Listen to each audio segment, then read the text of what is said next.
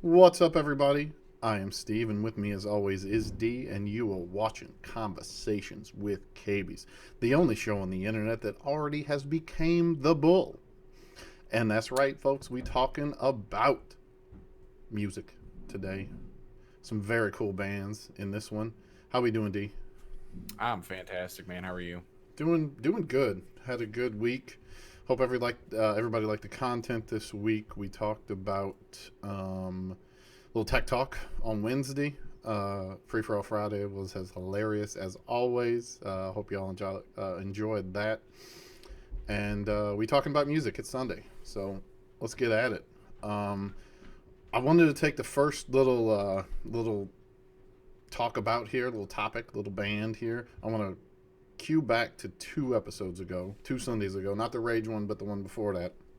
The New Music Sunday episode, I think, was the title of that one, where we spoke about Breaking Benjamin and who else was in that one? Specifically, Breaking Benjamin is doing that new release, Astoria, I think. Was it Astoria? I think that's No. what it is. I'm pretty sure Astoria. Regardless, you'll put it in the comments if we run. It's all good. He's doing a song on there with Adam Gontier from Saint Asonia and formerly of 3 Days Grace, Dance with the Devil.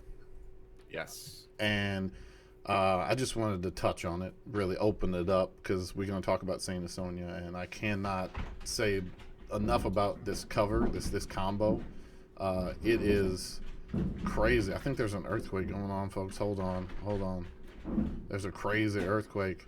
Or it's my Great Dane going buck nutty upstairs. I don't know. It Is a could be. meteor flying over your head right It now? could be. If not, if you don't know what meteors are, you could watch our Torrid Meteor Stream episode of the question. I think First that's one, episode 8. episode 8 plug. Anyway, so we got to talk and about and plug besides plug Aurora. Aurora is the new Breaking Aurora. Benjamin. Hey, look at that, and it fits right up in there with space and Torrids. I know. Aurora. It's Like we wonderful. planned it. Like we And we planned it, did. and Breaking Benjamin planned it. So Aurora's coming out, and he's doing a track, Dance with the Devil, with Adam Gontier of Saint Asonia, and it's going to be it's our little bonus track. It'll be in the description there, and you guys can watch it. But it was fantastic. What did you think of? First off, the mix kind of wasn't great. I'll be No, audio I'll be wise, it upfront. was not a good mix. It's not the greatest, folks. It's not the greatest. I think this is somebody's cell phone, and probably not a great cell phone at that. Doing this But one, even the house mix sounds like it probably wasn't that good. right? I mean, where was this? This was at the Palace Theater in Montana. What's MN? Is MN And then Montana? Minnesota. Minnesota. Gotcha. Minnesota. Minnesota. So Palace Theater in Minnesota. The house mix didn't sound great, as we were saying, but it's still really nice. Probably the first 45 seconds mix wise was not great, but it comes into its own kind of right around first chorus, and you really see how much really Adam Gontier, the voice and his timbre accentuates with Breaking Benjamin, with Benjamin's voice. Yeah, absolutely. I thought it was a great combo. I don't know if they've sung any together in the past. I know they performed a ton together over, the last 10, 15 years. Right, But whether it be 3 Days Grace or Saint Asonia, they've played a ton together. yeah. And I thought, together wise, like if they would have had a great, good solid mix together in the house, I think it would have been a great sound. It was a good sound, even though the mix wasn't great. Right, 100%. And it really kind of, for me, like I've always known, like I've liked 3 Days Grace. I've always been a fan of him. So like, his voice is very recognizable and discernible out there in, in 100%. the in the crowd of lead singers and vocalists. But I really feel like since 3 Days Grace is moved on to a new vocalist and he has moved on to Saint Asonia, I haven't heard of them in the past. They came out in 2015, and I'm way behind the gun here Right. on finding out about these guys. So I'm ecstatic about finding out about these guys, and the fact that he sounds as good as he does in this new band as well, and that the band members that are in that band that have the chops to play as well as 3 Days Grace did. This is what I feel. I feel that Adam was basically carrying a lot of the weight in 3 Days Grace. Yeah, sure. He wrote a number of those tracks for sure. Well, let's just get into it. Let's get into Saint Asonia. He wrote a number of those tracks in 3 Days Grace. 3 Days Grace replaced him, I believe, and we'll do a 3 Days Grace episode like fully to kind of delve into this story a little bit. I don't want to slash a bunch of shade around at some people, but even though we do it with Metallica every episode, there's your obligatory Metallica plug. By the way, if you have not seen the Steve turned me on to an interview that is with fucking Kirk Hammett and the lead singer of Ghost. This will be a bonus. I'll throw the link in the video. This is fantastic. It is Kurt Hammett done smoked himself retarded, y'all. He is. I don't even know what to do with the guy. Like, it's a dumpster fire. Thank God Tobias Forge of Ghost he would hate me for saying that. Thank fuck for Tobias Forge being as cognizant as he is and fluent in English, to be perfectly frank. The dude's from Sweden, and he was speaking better English than Kurt Hammett, who's from Southern California. Yeah, absolutely. I mean, it was hard to watch at certain parts. It really was. Straight up bonus for that. But anyways, Saint Asonia. We'll like I said, we'll do a 3 Days Grace episode and get into it and try not to throw so much shade. But they replaced the lead singer with it was either the brother or the friend of the guitarist / drummer, because they're kind of a kit unit. They've been around and they're from the same area. I don't know what area that is because this isn't the 3 Days Grace episode, so I would be far more prepared if this was. But regardless, Saint Asonia is a Canadian American rock group, and they started out, like he said, in 2016 with Let Me Live My Life was basically the big single for that. That was the single that started it all, and it was really the track that it's about 3 Days Grace. It's essentially stop fucking trying to fuck me over, stop trying to talk shit on me if you're talking shit on me, and anybody in that realm, anybody that is nice to your face and stabs you in the back, it is what that song is about. I mean, the lyrics. What did you think of it? While I pull up the lyrics. Let's see. So which one was that you said? Let Me Live My Life. That's the first one. Yeah. That one was good. That was the first one with this new band, so it's a little. I'm gonna say a little rough around the edges. I read that Better Place was actually their first single that they came out with. The first one I heard of was Let Me Live My Life. Better Place is the first single off this new album. Because this was released August 11th, 2015 on Better Place. What I got, okay. Yeah, and this was July 17th of 2015 was Let Me Live My Life. That was the first song. That was the first song I heard. Fair enough. It could very well have been Better Place, but regardless, I feel like it was the first one because I think I heard it close to the early 2015 because it was a single before it was released on there. But the chorus to it is "Let me live my life. I can go get my knife, or I can pull out the one that you stuck in my back." Yeah, that one. So I watched the video. That video's an interesting lyric video, but that's besides the point. The song itself, it was good. I liked it. What I will say is that this, among the other songs we're about to talk about by them, has really invigorated a new excitement for me. Finding a new band and something to get excited about and want to listen to. I'm gonna keep listening to these guys and find out, their whole collection. Like when Steve and I get on board with a new band, we dive in deep if we really like them. Well, yeah, we're album people. We like albums.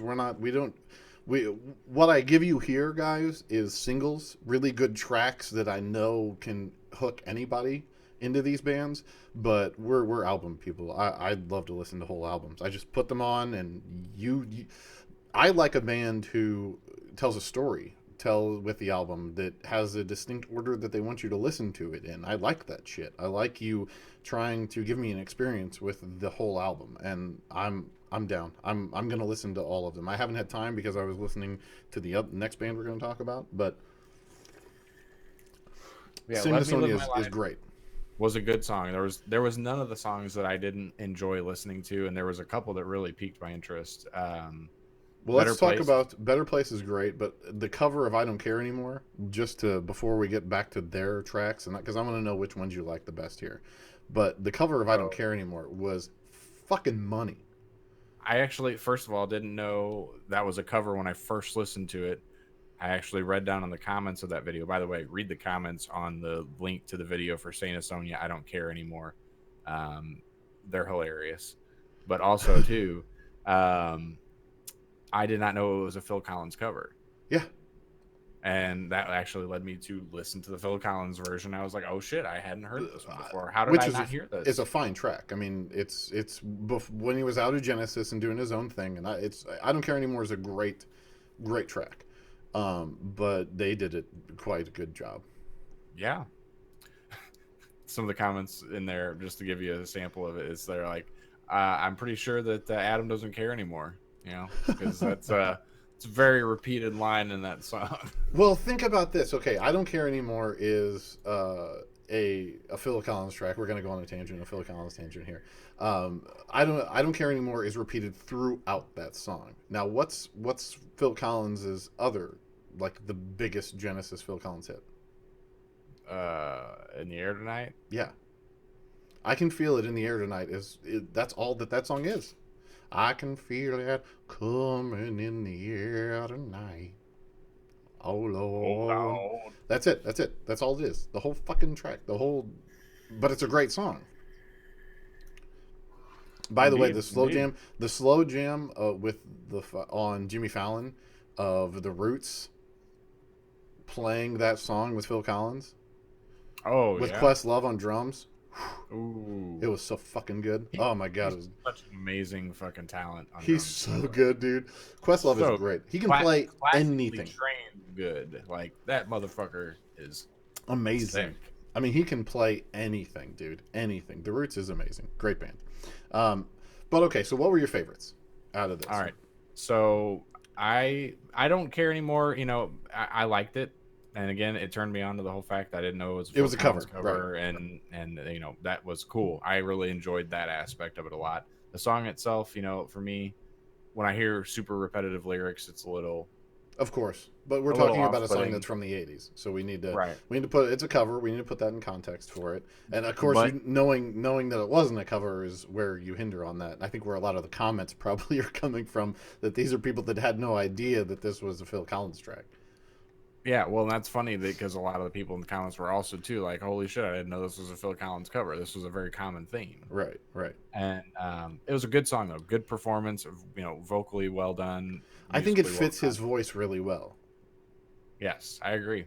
I That was agree. that was really my placement. That's my takeaway. If you wanted to think about Steve's takeaway from this here link, it was that really it was a wise cover choice. You can tell that they know their pocket. You know what I mean? To Mhm. choose a cover like that, to choose that again, not a lot of people knew it was a fucking song before. So yes, it's a popular single, but it's unique. So I dug it on that front. But what was your favorites? So, Better Place, in my opinion, was a great tune. Mm-hmm. Loved that one. And then the the Hunted was probably my absolute favorite. It's a good track, is that not? It was Dude, really okay, I good. got to do the lyrics on this one because Adam Gontier, his lyrics are amazing. Like if you read those lyrics, you're like, "Fuck, it's deep as shit." Um, While you're looking those up, I got to mhm. kind of tell a little bit Go of a do it, story. do it. So, I had found this link after scrolling through the videos that we were discussing here today. I had found, when YouTube auto plays the next video, there was one that came up with Breaking Benjamin, uh, bringing on Serge Tankian, and then there was also another video of Breaking Benjamin bringing on the band members of Cold. And I saw that cold one. That cold one was yes, good, yes, if not funny in the breakdown. yes, it was a great performance. all the way up until the bridge breakdown of the song. He forgot the drum roll. Give the guy a break. No, but it totally ruined the vibe of the song. Like it was. But like, did you see how the lead singer of Cold didn't? He was in the pocket. Fucking, he got them back on beat. Yes. I think the song was going to fall apart if he didn't do that. Right. The vocalist got them back on beat. It's amazing. That's another bonus. Man, I got 3 bonuses in this episode already. Fuck. Sorry. And 17 other goddamn links. But this one's worth it, y'all. Everything on here is great, but it's definitely worth a watch for sure. It is. It's the Breaking Benjamin playing the music with a couple of band members from Cold and the vocalist from Cold and Ben and the lead singer of Cold. Just Got Wicked, by the way. The song is Just Got Wicked. It's not So Cold. It's not the song So Cold. No, this is Just Got fucking Wicked. This is which by the way, amendment to our long episode ago. I think it was episode 2 or 3. We said that So Cold by Cold was the song. It's actually So Cold by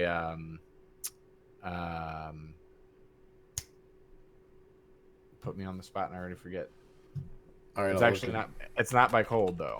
So Cold is not by Cold. No, there's a Breaking Benjamin song called So Cold. Well, yeah, of course, but yeah, who is it, man? It's the same band that plays Stupid Girl. Yeah, I know. And it's not Cold. Well, actually, no. Cold might. Cold is the thing that plays Stupid Girl.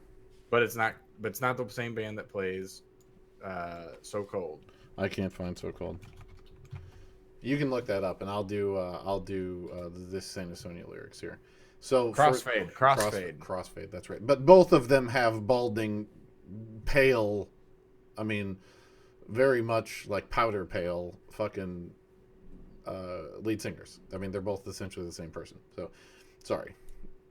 I apologize. Amendment to episode. Always correcting, ever correcting here on Conversations with Cabys. When we're wrong, we say we're wrong.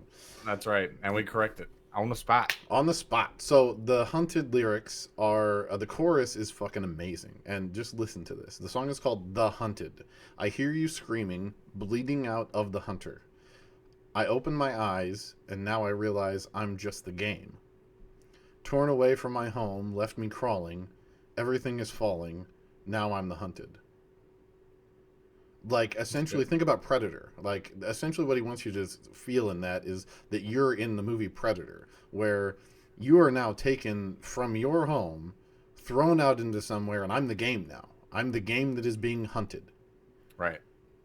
And I have to fight for my fucking life.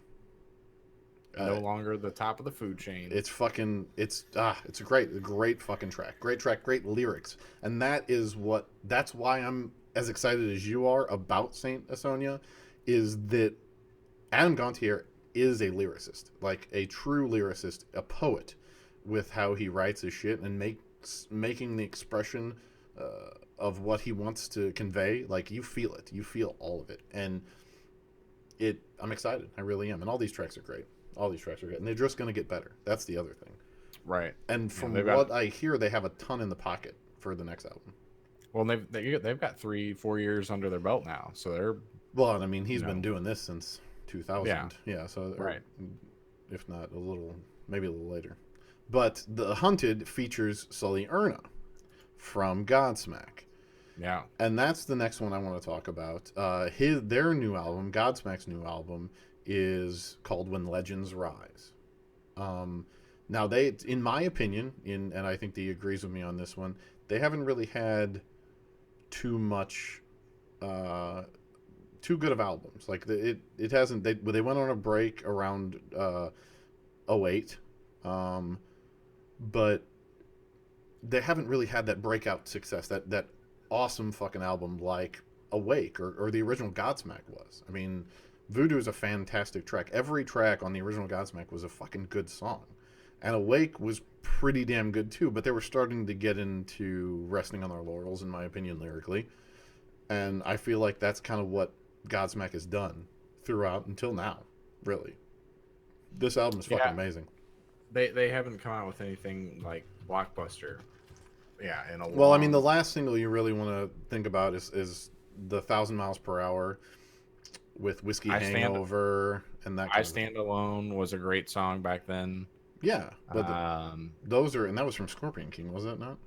yeah, I think that was the one in the movie. Yeah, So I mean, they had, but I'm talking about like the Whiskey Hangover era, and yeah, those tracks weren't great. They weren't seasoned enough. That's a good first outing for a band. You can excuse that.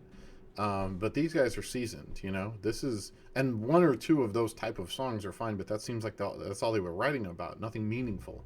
And when you give me Godsmack with a bunch of meaningful tracks, I mean, for take it how you will, those were some meaningful tracks on there. Yes, they were heavy and hard, but it didn't mean that they didn't hold value. You know what I'm saying?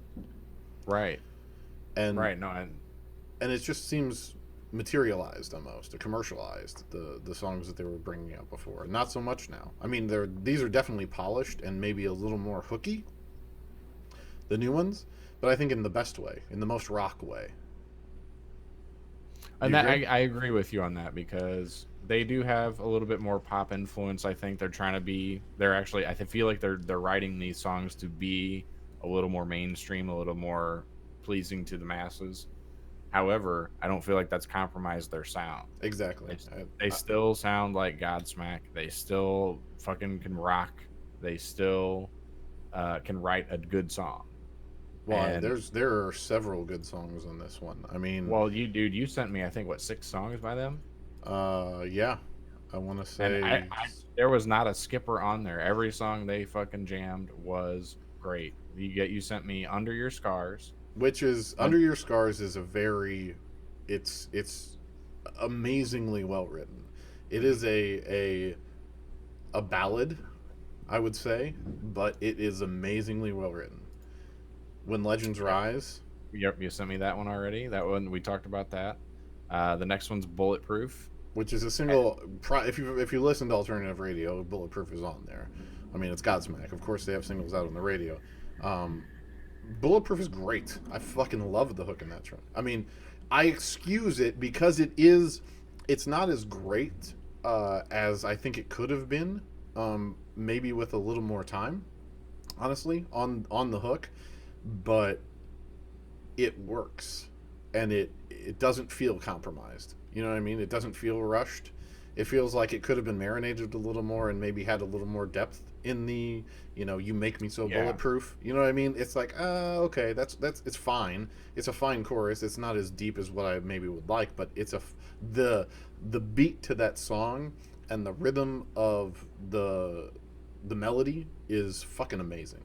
yeah. Verse, I haven't heard a song that's been written in that way, like with that guitar riff and that drum beat and that's I don't know. right. It's a good listen. I mean, It's a good it's a pop. swing, dude. Like the swing on the way he just you ride through it. It's very like wavy. It's like I not a lot of rocks written that way, and it jams and it's fucking heavy and it's hard and it hits It's you. def it's definitely a song you can jam out to for sure. Like if it comes on and you dig it, you fucking crank it up in the car and You're tapping your go. foot and you're fucking going. Yeah. Uh, so yeah, that was probably the first track I think they did, and then when Legends Rise has gotten some airplay and Under Your Scars has gotten some airplay. I really Yeah, like those are those. three really singles off the same album. Right, and then but the ones that are kind of deeper cuts are a song called Unforgettable, which All right, is right great. here. This song blew my socks off, dude. I fucking loved this song. Like, There's a lot of heart to this song, dude. There's a yeah, lot of like this was a he's thoughtful song, he's thoughtfully talking written about song. something here. Like he's worried about the legacy he wants to leave. You know what I mean? And that's what I'm talking about. That's what I'm talking about when you write those fucking whiskey hangover and 1,000 miles per hour churner road jams. Like if you get into that road jammy band, that's what we do. You know what I mean? No, he wants to leave a deeper legend than that. I'm a better writer than that, is what he's saying with this Unforgettable track. Like, fuck you. No, I'm badass. And we're badass. And we're here to stay. And I fucking love that. Yeah, this was a great song. This is definitely worth a listen. It's something. This is the first time I heard it was just today, and all the other songs have gotten airplay. So I've heard those, in the last, you know, several months, even up to a year ago. I think this album came out in last year. 2017, end of 2017. But yeah, I mean, the real airplay's been happening in 2018 because people weren't sure. It was the newest effort from them. But yeah, this one really struck with me. I liked this song a lot. And did you get Take It to the Edge? I did. It's pretty good. It's not. It's probably my good. least favorite, but it's still.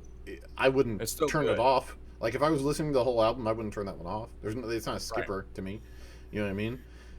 And that it just is impressive that you come back after what the last couple releases, and the last release was in 2014. You come back and fucking understand what you did, understand your limitations that did in those albums, and come back and kick ass. And before that, it was 2010. So I mean, we're talking 2 albums over the course of 8 years. Right. Before this one. This has been an adjustment period for them. I truly feel like, and it's for the fucking better, man. It really is. Yeah. I enjoyed all these songs. You know, again, like we said, no skippers. And for Steve and I, that's a big thing. Like for us, when we go deep on an album, there is certain songs that end up just becoming skippers. Like, man, just nope, don't want to listen to that one. But so far, yeah, there's no skippers on this one, and I've listened to the whole thing a couple times. It's fucking a fine effort. There's only 11 tracks on it. But I was say 10 or 11. But it's all right. It's okay. I think the bonus has 13. Like if you get the max edition, it has 13. But yeah, it's a fucking great comeback album. And so that kind of ties us into the next band I want to talk about, who are on kind of the same track. It's more of the comeback for them, and that's Atreyu. If you guys know about Atreyu came out, started in 1998. First album was in 2002. The first big album was in 2007 with Lead Sails Paper Anchor. The one that pretty much everybody's heard of, and that album is a not skipper album. There's no song on that album I want to skip. It's a fucking masterpiece, really, of an album. You'll know them from their songs Becoming the Bull, which comes from the opening of this particular episode. Yep. You'll also know them from their I'm gonna fail on this. I didn't have it pulled up. No, you definitely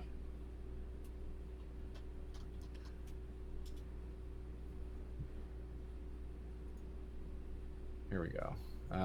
So besides Becoming the Bull, that was one of their big songs. Next after that, I would say is... Shoot. Well, I mean, I like Doomsday. Doomsday is great. Honor was one that was on. Falling Down is the other one.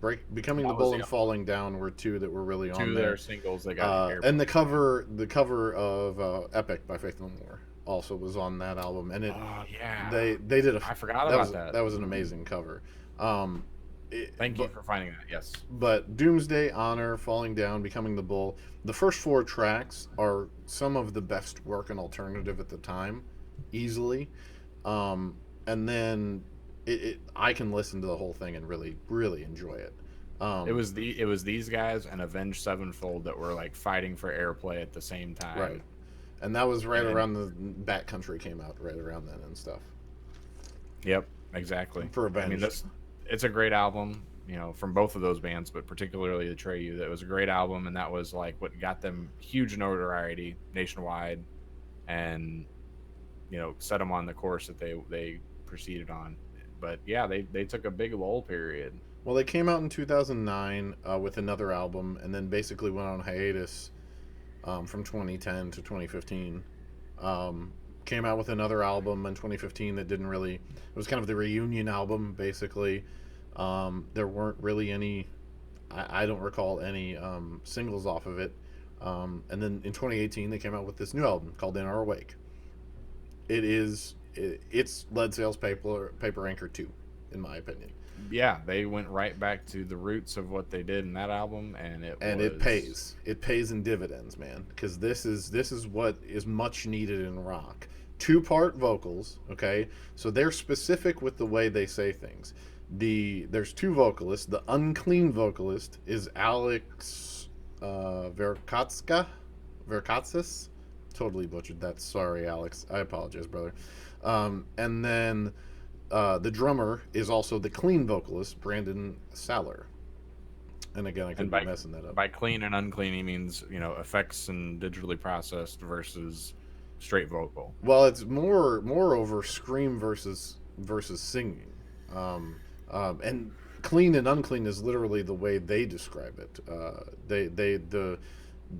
Alex is a screamer. He does a lot of the growling and the heavy singing, the heavy vocal portions, and then the clean is the drummer, and he does the melody, basically does the actual singing, if you will. Yeah. But there's also, I think they actually have like a distortion effect on the vocal. Oh, I'm sure he does. I mean, I think he actually has a couple pedals. I want to say, because that's all he does is vocals. So I want to say he has maybe a couple pedals that he does with. But tracks. Let's talk about tracks, because there's just a plethora here. There's 3 solid ones. And first off, tell me your favorite. What's your favorite one? So it's probably the last one you wanted to talk about, but it's In Our Wake, the title track. It was by far my favorite. I mean, House of Gold is good. House of Gold reminds me a lot of like Doomsday or another one of their other songs. Not Falling Down or Becoming the Bull. Like, no, I don't think it'll be that popular, House of Gold. But The Time Is Now is very much kind of a Becoming the Bull type of track, or and it feels good. It plays really good. But I have to agree, In Our Wake is the title track to the album is fucking amazing. It really, it's the lyrics are super meaningful, and it is, it's kind of like a wake you up song. Well, it ties right back into Unforgettable. It's the same meaning is there. The same meaning is there. These guys, and I think that's the through line I'm trying to point out here, that these guys saw their faults in the music that they were presenting, took a break, did some self-actualization, and realized that we want to be better. We want to leave a bigger legacy. We have the opportunity to do it. Let's fucking do it. Yeah. And busted ass and made a fucking magnificent album. Yeah, no, it is great. All 3 songs are good songs. Again, none of these I would consider skippers. The Time Is Now is probably my second favorite, and then House of Gold is probably my House of Gold's a very poppy track to me. It feels very poppy, very mainstream. I think it's going to be decent, get decent airplay for that. But it's kind of it's not a skipper in any way, but it's definitely background music by comparison to the other 2. Yeah, I remember my late teen years, early 20s listening to Atreyu. That shit was awesome. Yeah, loved it. I mean, I still put out an album. If you like, I remember being at Target, working at Target, and just putting that on, or some Avenged Sevenfold, and working in the back room and just getting after it, dude. Because that's what that music is for, man. You put those fucking headphones on, you throw on Lead Sails Paper Anchor, and just let it play. And by the time you're done with the album, shit got done. Like, yeah, furiously, right? Shit got done. So that's the point of these 2 bands, is that they found their faults and fixed it, man, and it shows and pays in dividends for what they presented with their two albums. But I wanna touch on and Atreyu is probably going to be in another. We'll talk about Atreyu, probably Lead Sails Paper Anchor, a little bit deeper in another music podcast. But I want to talk about a band that really hasn't had that falling down. Not to be too punny, that falling down period. They've been pretty well awesome the whole time. From the jump, as soon as they released their first single, which I'm gonna drop the name, 45, and everybody knows. We're going to talk about Shinedown in depth in another podcast, but we wanted to mention them here because I feel like it does a nice juxtaposition with these 2 and really shows that I think these guys have been true to their character since every album. They've been true to who they are, and they know what they are and know what the kind of music they want to present is. And they've done it again with their latest album, Attention. That one came out in 2018, I believe. Was it 17 or 18? I will tell. But there's many songs, and honestly, for the past 2 albums, really, because they had Attention is their newest album, but I believe. Go ahead. These have all been singles off of that album. Attention is a title track album song. Monsters is gotten tons of radio play. Ton of airplay. Asking for It's gotten airplay. Asking for It is off another album. Asking for It is off Threat to Survive, which came out. This is how deep these guys run. They released Threat to Survive in 2015, and then Attention in 2017. I mean, they were just right back at it. They were writing music on the tour bus while they were doing the tour, and recording and getting it done. And that's what I'm talking about these guys. They put forth the effort. They have the work ethic. They know their message. They know what they want to write about, and they apparently have riffs and lyrics in the pocket, in the can for days, because they just keep writing gems, man. Yeah, Attention, Monsters, and were the two kind of biggest ones off of Attention. Devil was also on there, which I also dig. That was like the first single. Off of there. That was a good one. But what do you think about Monsters? Is a great track, but yeah, it feels very Shinedown-y to me. Yeah, it's straight up. How do you feel about Attention? How do you feel about Attention though? It's a good one. I know the first time I heard it, it was I was kind of like, I questioned almost for a minute who it was, but then once it's different, isn't it? It is very different for them. And it was enjoyable different though. Like, I liked it. It was a different path, like I guess a little experimental, and it paid off. Right. Everything about it is pretty well experimental. The melody is experimental. Drum patterns are experimental in this one. It still feels the same Shinedown-y, but it is just different, and a good different, really good different, refreshing different for Shinedown. Yeah, I agree. Lyrics are good too. I mean, there is a message here, and that's what I like about Shinedown, is that they either every song's telling a story or it's trying to send a message. Right, and that's every song. Again, and kind of coming back to what's going on here. We like meaningful, message-driven rock. That's what this is about. I mean, isn't it really? Isn't that what music is about? To convey a message? I mean, yeah, or tell a story. And these guys do it, and they do it well, and have done it well from the jump since the first album. And if you aren't familiar with Shinedown, and you don't know their single 45 that they started out and made them hugely known, nationwide, their cover of Simple Man is amazing.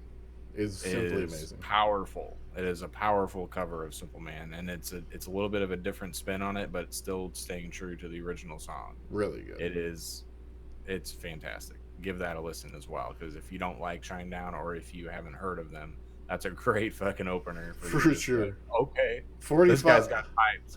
45 and Simple Man will take you down the rabbit hole of enjoyment for sure with Shinedown. But again, we'll talk about them in depth in another one. I wanted to talk about the juxtaposition there, but I also wanted to talk about another new band. New band. New band. These guys just came out this year. They're called Any Given Sin, and essentially they're Seether reincarnate. I'm sorry, Shinedown reincarnate. Okay, I was gonna say. Whoa, hold on. Seether's a whole other band. Sorry. Sometimes I talk. I say juxtapose those two bands for some odd reason. They came out around the same time, so they're linked weirdly in my head, and like a neuron is linked weirdly in my head there for those two. I do the same thing, but with Seether and 3 Days Grace. I used to get Seether and 3 Days Grace totally flip-flopped all the time. Those are audibly similar versus I think mine is based upon naming, but regardless, they're a Shinedown. I wouldn't call them a clone, because I think that gives disrespect to this band, because this band is very, very good. If not green as all shit, but also they came out this year, so you got to give them a little bit of a take a little bit back on this one. But they're great. And for them coming out this year, their production quality is already fantastic. Like this is a really well mixed, well sounding track. Both of these tracks are really good. The first one that they did was Dynamite. Yes, and that's what you're talking about, right? That was what got them blown up on the charts on Sirius on Octane. Right, #1 play. Yeah, that's where I heard them first, was on Octane, and it was there. So Octane does this really cool thing about pimping like new bands, so you hear it there first. And Any Given Sin was their pimp for this year, basically. That's their new band for this year. And it has definitely paid off for them, but it's well worth it. They're a great band. I will have to agree with you though, how you kind of make the comparison with Shinedown and these guys, because his voice is very similar. He has a lot of the same tone and the same grit and the same vocal range as Shinedown. And he takes the same path on a lot of his melody. How he gets to the end of certain words is very similar. Just he takes the same path melodically as what the lead singer of Shinedown does. Brent Smith. Thank you. God, Brent Smith. I can't believe it. Fuck. Anyway, forgot that one. Sorry, folks. A lot of bands here. So Dynamite was the first track, which is a great, great song. Green, though, in my opinion. I think lyrically and melodically, it feels unpolished a bit. Like, and that's saying, like, I'm in the most over dramatized way. I think it feels unpolished. Like, it's a very minor critique to say that, but there are just certain points in it where I'm like, okay, you should have maybe chose something a little different there, or extended this out a little bit. Like, production wise, maybe there could have been a little more feedback given on particular moments of that song to make it feel less green of a track. But Another Life, the second song. Well, hold on, before you go to that song, okay, I gotta say that if this is green for them, then I'm excited to see what polished looks like. Right. I mean, it is very. I mean, it's. I just feel like it is green for them. I mean, and that is a bold statement, but it's not. I can't give you a specific moment, but there are certain elements of the song where you're like, okay, production needed to be better here, and I think with second album production, where they're going to get fat money to in a really, really good studio. Not that this wasn't in a good studio and the production value wasn't high, and I'm not trying to nix any of that. I'm just saying minorly, I'm excited for where it's going to go, and I think it pays off in Another Life. I think Another Life, production-wise, is even better than Dynamite.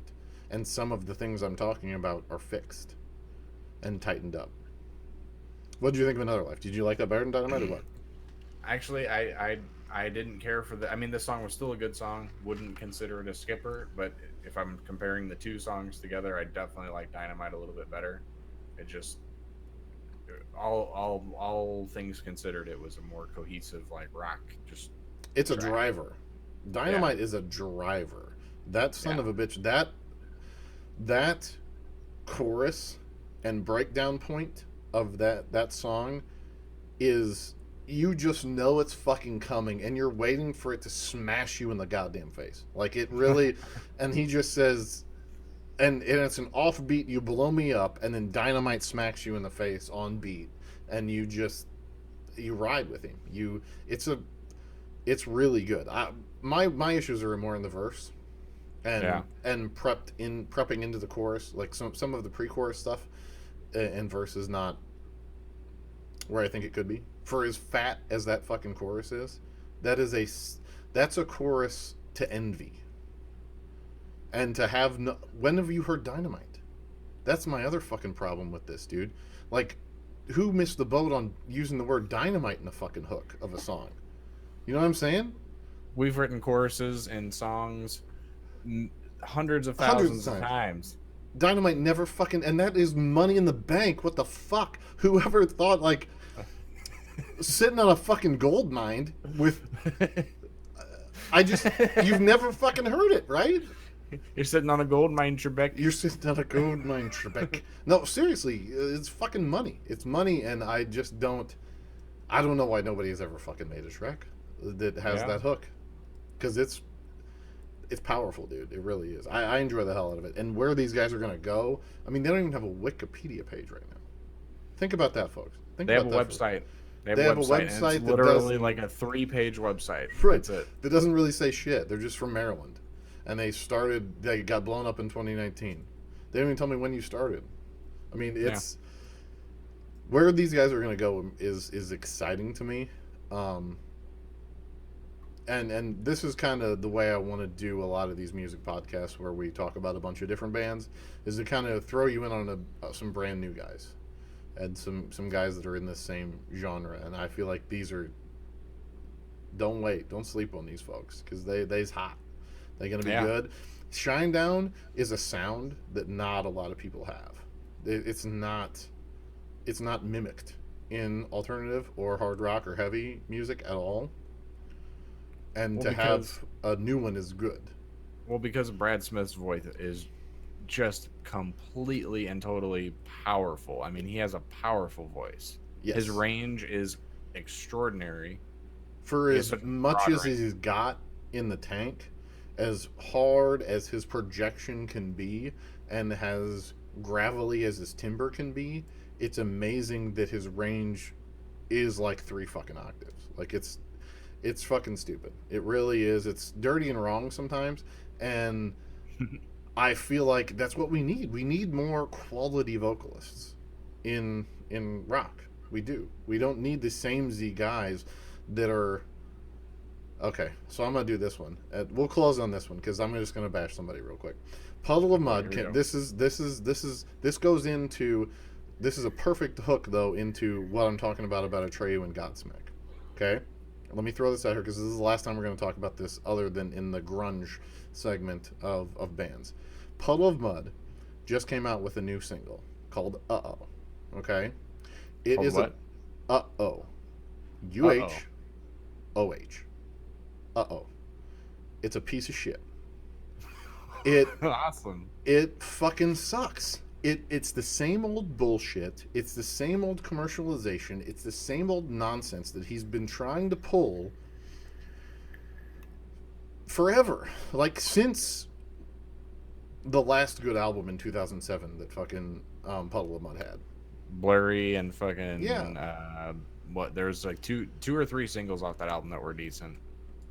But yeah, that dude has been in and out of jail and in and out of trouble. Rehab, I mean, everything. Rehab. I mean, yeah. And it just showed, like, he's out for a paycheck. That's the exact opposite of what I'm talking about with Godsmack and Atreyu. These guys recognize their faults, solve those faults, and fucking decided to better themselves because they want to leave a legacy, like Unforgettable, or like In Our Wake. What we're talking about here in those two songs, In Our Wake and Unforgettable, are what these two bands want to represent, what they want to become, what they want to give to the world. Like, this is their art form, this is their livelihood, and this is their legacy. We want to fucking leave one that means something.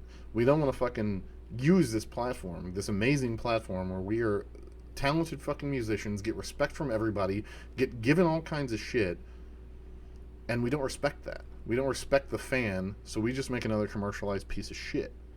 And that's what I feel like this Uh-Oh track is. It's got one fucking line on Wikipedia for the new album, Welcome to Galvania.